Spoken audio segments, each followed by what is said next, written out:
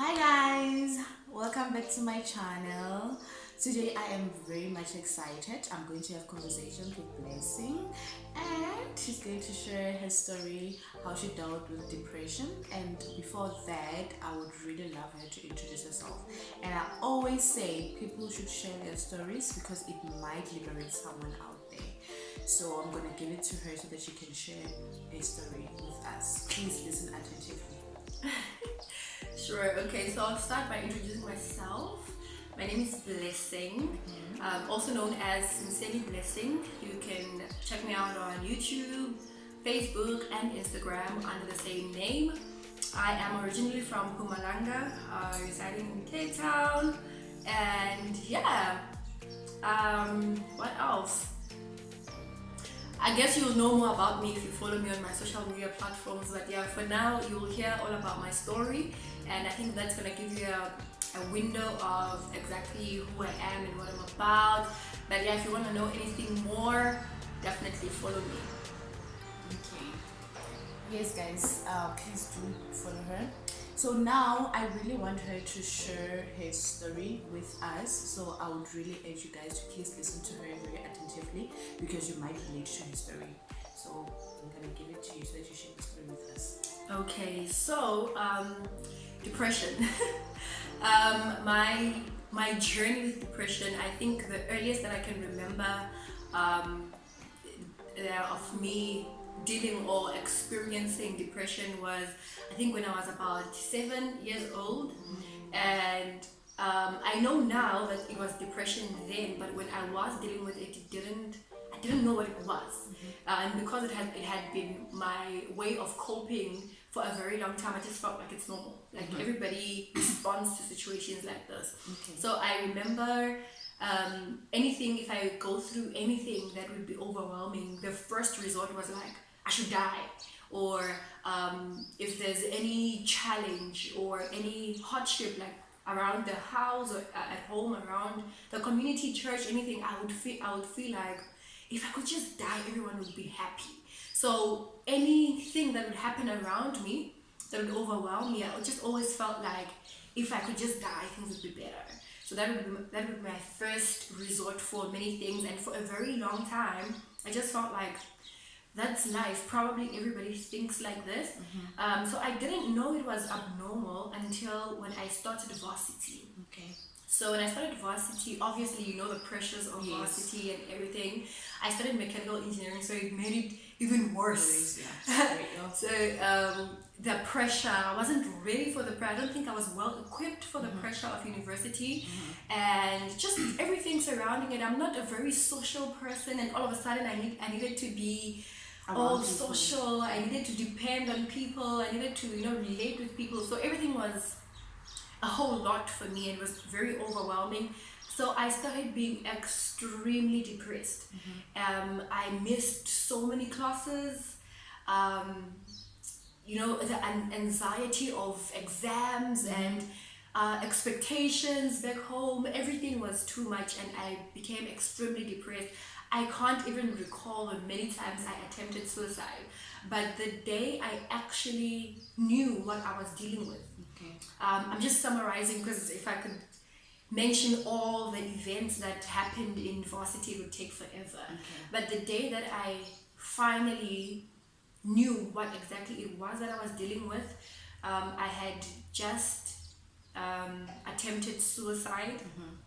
And I remember calling my then boyfriend and like kind of seeking for help. Yes. And I realized that he's not going to help me. I think he was fed up. When you're with someone with depression and the highs and lows, it gets too much, especially if you're not aware of what it is that they're dealing with. Yeah. We were so young back then, you obviously had no idea. So he wasn't going to help, and I realized that I'm on my own. So I had overdosed, and it was really starting to take a toll on me. So I rushed myself to the university clinic, and the doctor saw me immediately, and I think she stabilized me. She stabilized me, and then I remember her asking me what happened, and I just said, I just want to die. Like I just feel like, I don't know, I just want to die. And then she looked at me, and I just knew. She looked at me directly into my eyes and she said, babe, do you know that this is not normal? Oh my gosh, I cried. And then she referred me to a psychologist, and she eventually I was eventually diagnosed with clinical depression. So that's when I knew what it was. And for me, I always say that that was my turning point, because that was when I knew what I was dealing with. I knew what my enemy of progress was, and I could stop beating myself about it and deal with the thing that is actually stopping me from going forward. Because I couldn't move forward until I knew the enemy that I'm dealing with. So as soon as I knew that, okay, this is depression, I started seeking, how can I help myself? How can I move on from this? It wasn't easy, but as long as I knew what it was, at least I could fight it. So yeah, I am I always say that I am a victor. I'm an overcomer of depression, but it doesn't really mean that I don't get those days time and again. But God has helped me so much in that, even though I do deal with depression sometimes, like the extended or the severe depression, sometimes it doesn't overwhelm me. It doesn't conquer me as much as it used to. It doesn't get me to that place where I give in and say, I am taking my life. And I think that I'm very, very grateful. I think that is a great miracle, because I know there were days where I had to fight myself to stay alive. Like I had to somehow, and I believe it's God's grace, because it's not easy, to hold yourself when you want everything that is within you just wants to die. So you can say you've dealt with the depression now, or what's happening? It was a journey. Like from the day I knew what it was, and obviously with medication and counseling, the right help, I was able to conquer it. And obviously, like I just explained, by conquering it, I'm not saying that I was like, watch out, and it was gone. It was a journey. Like it took a very, very long time for me to get to where I am today. Very, very long time for me to say what I'm saying today. But yes, I feel like I have overcome it, in that I'm well equipped to deal with it better than I was ever in the past. Yeah, because it can be difficult, because hence you mentioned that you were an antisocial person. You had to relate with people, you had to socialize with people now. So it must have been so hard for you, because the first thing you would do is to isolate yourself. Definitely. I actually remember an incident where my friends were planning a surprise party for one of my friends, and it was overwhelming for me, because there were going to be a lot of people, and at that time I was dealing with depression alone, silently, and so I had isolated myself, that I wasn't really there for anybody at this point. But my friends kind of thought, she just wants to be alone, or I don't know, but they just had their own ideas. Nobody thought it could be depression. So I isolated myself, and that day was like the last day in, I think, from that day 6 months until I spoke to my friends or saw them, because I don't know, my depression does that, the way it just wants you alone, so it can deal with you all alone. So I was very distant from all my friends. I was almost impossible to relate with, because nothing could make me happy. I didn't enjoy anything. I didn't want to do anything. I just wanted to be there on my own with all my thoughts. It was very difficult. My relationships were badly impacted. My romantic relationships also, and it's now that I'm believe I'm healthier.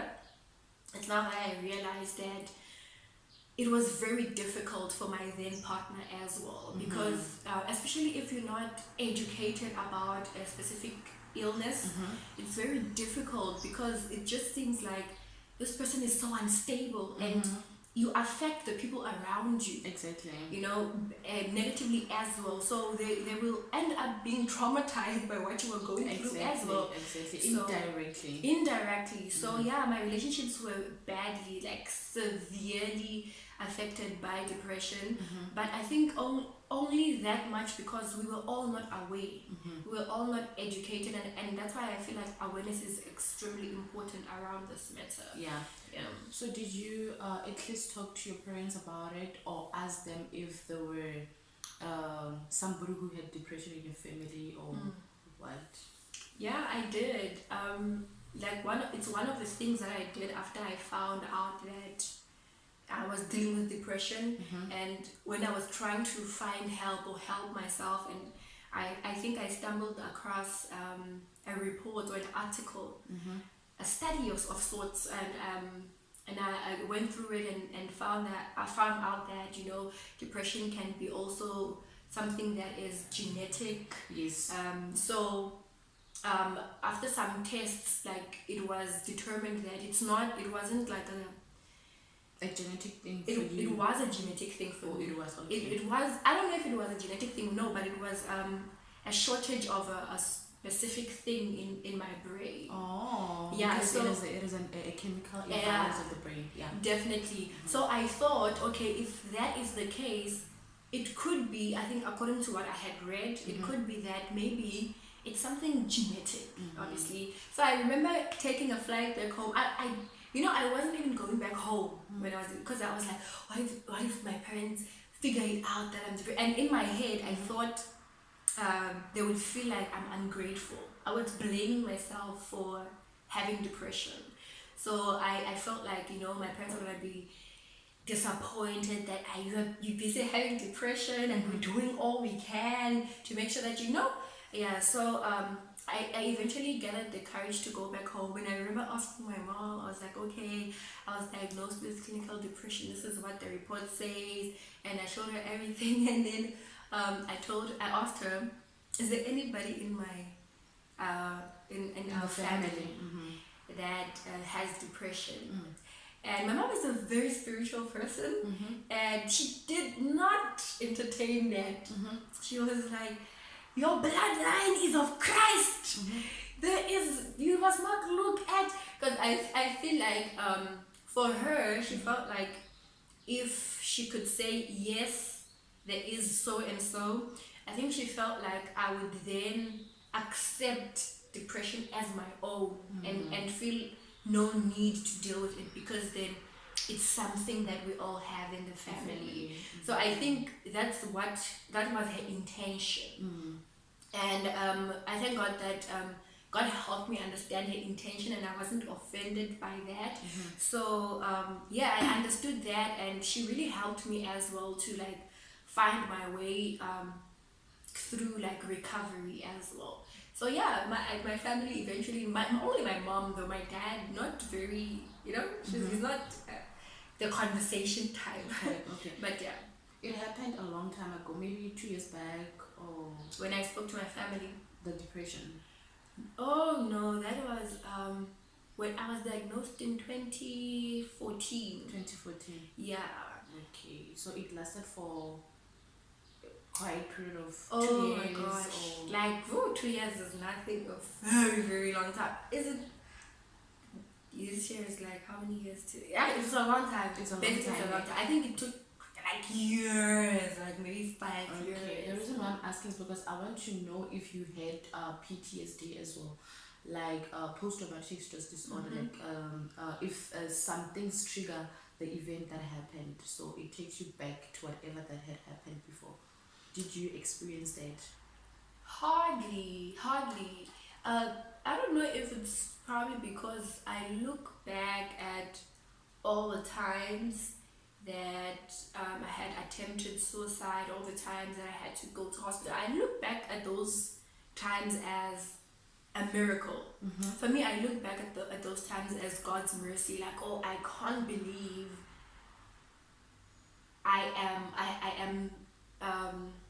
I'm better from that time. It's for me, it's kind of like a reference point of the progress that I've made, instead of something that should trigger like a negative emotion. I think maybe because of that, it doesn't really trigger PTSD. However, it triggers kind of like gratitude for me. Okay. Yeah. Okay, so how has so you ended up ending the relationship. Sorry, I wanted to ask you And that. the relationship ended. Yeah, that relationship, it ended. I didn't end it. It just ended. It was A mess. It was a mess, man, because I wasn't healthy, and it's very important. That's why I really am maybe a silent ambassador right now for mental health, because it is very important, guys, for you to be mentally healthy. And mental health is not only for the mentally ill. I Yes. think we should all pursue mental health. We should all be intentional about being mentally healthy, Exactly. because Exactly. Because life will keep throwing jabs, and if you're not mentally healthy, you will find yourself in a very deep, dark place. yeah. Whereas when you are mentally healthy, you are more equipped to take those jabs. Of course, maybe you might fall, but you'll get up more better than when you are not healthy, Yes, yes. And also, if you're mentally healthy, man, all your relationships benefit from it. They do. Yeah. They do. So, man, that relationship didn't work out. Yeah, because Didn't. mental illness does not really mean that you are weak. Definitely not. Yeah, so it's just being cautious of the things that are happening around you. Just do a checklist of, okay, what is happening in my life, just to be aware or check where you are in life and your Definitely. behavior and all that. Because okay, how do you see red flags, or how do you maybe see if somebody is depressed? Just minor or whatever symptoms. Okay, I think maybe the first thing for me would be isolation, because that's the first thing I resorted to. I just disappeared. I think if you know somebody and they just out of the blue disappear from the face of earth, not the face of earth precisely, but yeah, kind of disappear, isolation.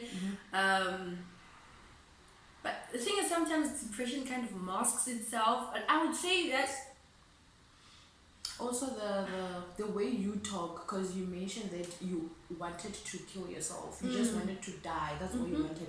It's how you talk that okay, this person might be depressed, but we need to diagnose her first, just to be sure of where she is, and also the behavior. As you mentioned, you become so isolated. yeah, and, definitely. and the moods, like it, like loss of interest in Yeah. almost like everything, the activities that you usually do, you like just lose just don't interest. wanna- You just don't want yeah. to do it anymore. Yes. Yeah, I think that you could look for that as well. But I don't want people to depend on the things that we just say, okay, this and this and this and this. I think the very important thing is just to care for your loved ones, like genuinely care for them. You don't have to wait for someone to be depressed for you to check on them, Exactly. to care for them, to love them. That's very important. To listen to them, because sometimes depression does mask itself. My friends were shocked when I told them that I was were dealing with depressed. depression. Yeah, they were like, when? Because I was doing the normal stuff. I am kind of an introvert, so time and again I would be on my own. It's just that then it was too much, but they didn't. Yeah, they didn't kind of see the difference, because I was still doing music as usual. I was still funny around them, because it does mask itself sometimes, especially when you are secretly dealing with it. Yeah. So I think the most important thing is that be available for your loved ones, care for your loved ones, genuinely care for them, genuinely care for the people around. You don't have to wait for something to be like, oh, that's a red flag. But Yeah. obviously, if somebody starts showing disinterest in things that they love, start isolating themselves, being irritable, Yeah. or like changes in eating or Yeah. changes in sleeping, stuff like Exactly. that. Maybe if you notice that and it's extreme, then definitely you can, take action or some intervention of sorts. But I think the one thing that will never lose power is being genuinely there for people you love. Exactly. Yeah. That's very true. So how has it affected you mentally? I think it has made me stronger, to be honest. Yeah. Yeah, I think it has made me stronger uh, in that I was forced to kind of build up my mental strength because I needed that to get out of that place. It was a very dark tunnel, and it's not easy to have hope that this will end. When you are inside that place, you don't think that you'll ever see a better day. So for me to get to the other side, I was now put in a position where I had to develop mentally healthy blessing. I had to be intentional about, just things that are resting. I had to be intentional about counseling. I had to be intentional about Eating healthy. yeah, eating healthy, Exercising. exactly, putting myself out there, like being around people and not being indoors all the time. I had to be very intentional, and those things, I think, they kind of build you up and help you be mentally strong of sorts. Yeah, it's sort of like going to the gym. The more you go to the gym, the more Consistency. you are strong. So Yeah. it kind of pushed me to be going to the mental gym. Okay. So yeah, I think it has kind of made me stronger mentally. I can deal with things better where I am, and that's great because I don't think that the depression kind of went away, but I am now more able to handle it. Yeah, because you are more aware and Yes. like you have information about it. Definitely. Yeah. Okay. So wow, that was a really long journey, but I'm really glad that you actually managed to get out of that dark place Yeah. through counseling and God beside you. You Definitely. managed to like beat this thing, and then you're still here. So Yeah. what advice would you give to people about depression, how they should deal with it, and all that? Okay, first of all, seek medical help. It is very important. Oh, we have tea, son. Yes. I think it is very, very important, and it's something that the stigma surrounding mental health, mental illness, has really robbed from the people in the community, is seeking medical or medical help, seeking professional help. Go to our clinics, have resources to assist people that are dealing with depression, For anxiety, for free. If you go to your nearest clinic, if they don't have the services, they will refer you to your nearest hospital. Yes. And yeah, they will help. So I think yes, seeking medical help is something that the stigma has robbed from us, but I think we should really fight it and seek medical help. Tell a very close friend what you are dealing with. Tell them how you feel. Tell them what's on your mind. Be open, and be patient with yourself. I think when you are on the journey to recovery, it's very easy to lose patience with yourself because it's a really rocky journey. It's not very straightforward. You don't just wake up one day and say a magical phrase and be okay. It's the highs and the lows. Sometimes you'll be great, sometimes you won't be great. I think be patient with yourself. Seek medical help. Be patient with yourself. Talk to a loved one. Really, really try not to isolate yourself. Fight it, and rest. Eat healthy. Seek help if you feel like you can't do this for yourself. Seek help. Seek help. Tell somebody that this is what I need to get out of this. Please help me. Please hold me accountable. Because it's not gonna be easy on your own. You will need a partner. You will need somebody who's gonna be accountable for you. And I am a Christian, so God was a very, very big part of my journey. So I would say pray, or seek help from the church. Yes. And somebody to pray for you as well. It is very important because it kind of helps you be strong in the darkest days. Even the times that I committed suicide, I think, and I believe actually that it is the days that I prayed that helped me find the strength to take myself to hospital. Yeah. On multiple occasions, I had to take myself to the hospital. I had to make the call myself. And I think it is the small light that prayer kind of puts in the dark place that says, blessing, it's not over. Fight. Fight. So that's why I think prayer is very important. So that's from me. It's seek medical help. Pray. It's pray. It's talk to a loved one. Rest. Eat healthy. And exercise. Take a walk. You don't have to go to the gym. Exactly. Take a walk. Put yourself out there. Yeah. And you've also mentioned that people should check up on their loved ones, not only because they are sick or not only because they see red flags for depression. You should always check up on them. Just call, check if they're doing fine, all right. And then again, if somebody is kind of like depressed, or you see a change in behavior or something, just ask them nicely or take them to a private, quiet place and talk to them nicely. Listen. Yeah. Listen more. Definitely. Listen more than talking. You should listen to them, show interest in each and everything that they have to say. Listen to them, and that it will actually make them open up to you and tell you how they are feeling. Definitely. Yeah. So the advices that you gave us, I really hope our people use that, and it's gonna be very helpful. I have faith in them. Yes. And thank you so much, guys, for listening, and thank you so much for joining us and sharing your story. Guys, please do not forget to subscribe, like, Sincerely and blessing. comment. Yes. And course. please, don't forget to press that notification button for the next coming videos. I love you guys. Thank you so much. Bye.